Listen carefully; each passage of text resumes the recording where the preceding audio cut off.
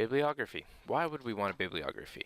First, others can double check your information. You can prove that your info is valid, and so you can give credit to other people. Okay, so if you do have some information, sometimes we can take a direct quote from somebody else's information. And when we do that, we want to make sure we give them credit. And when we give them credit for their information, we have to put their source, okay? So if you guys remember back a couple of slides when I was putting those quotes about the note taking, let me get back to one of them here. You'll notice that I put a source here, Hinterland Who's Who. Okay, so I got that quote, I put it in quotation marks, and then after that I put a Hinterland Who's Who as being my source.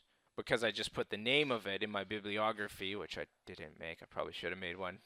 I would put the web address and the author and the date that I looked at it. What is a biography? A biography is also known as a reference list, a works cited, a source list, sources. There's many different names for it. Basically, it's just a list of where you found your information, okay? So there are many names. Just as long as you have one, most teachers are going to be happy with that, okay? So you're going to need to list your sources. When you're listing sources, you want to put your author's name. You want to make sure the title of either the book or the internet article or the magazine article is there. The URL, so your the web address, okay, as well as the date that you accessed it, because the internet's always changing, right? So if you get an article out of a book or a magazine or something like that, it's always going to be there. So as a source, you don't have to put the day you found it, just the name of the book and the page number you got it from.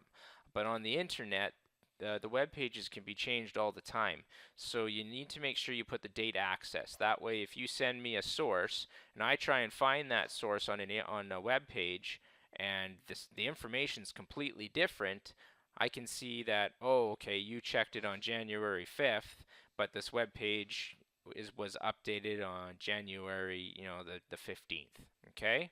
The ISBN number is another good thing to know, especially if you're using a book or a movie.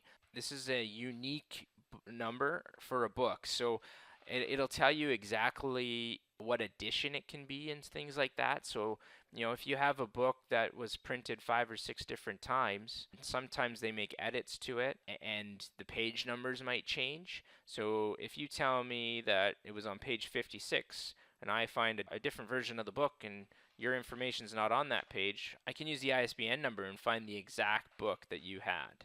You want to put the published date of a book.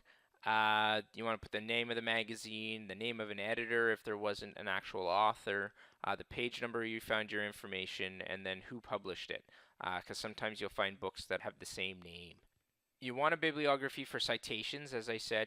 When you get direct quotes, you want to be able to list the source. Okay, I showed you that. You want to be specific and put as much information as you can when you're doing a bibliography. That way it's quite easy to find that source again, okay? Now when you guys are doing notes and taking notes and you're finding it from a book, make sure you write that source down while you're finding the information out of that book, because if you don't, a lot of times it's hard to remember exactly what book you had and what page you were on, and it just wastes a lot of time finding it later. So on a note sheet, make sure you jot down where you found your information, okay? If you're watching a movie, watch it and take note of the time during the movie that some information was found and that kind of thing. So that way, if you need to find it again, it's a lot easier if you're fast forwarding and that kind of thing. So for writing bibliographies, there's all sorts of formats and templates out there.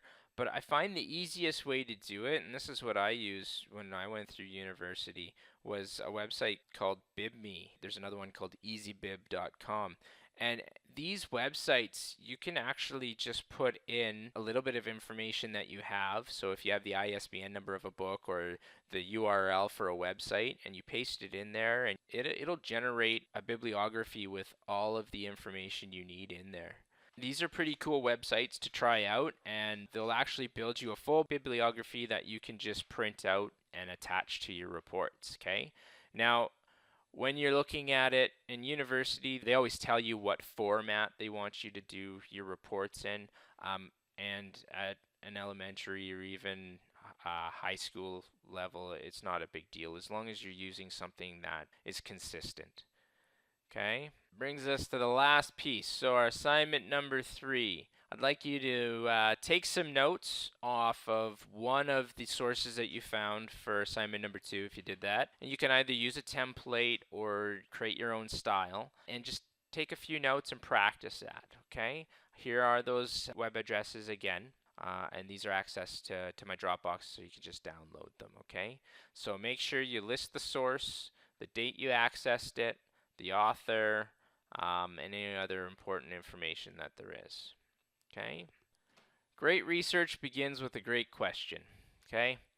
This is kind of what we've gone over for the last 3 weeks. Okay, we've looked at digital and non-digital resources, so search engines and books and encyclopedias and that kind of thing. We've gone over keyword searching and the skills that are involved around that.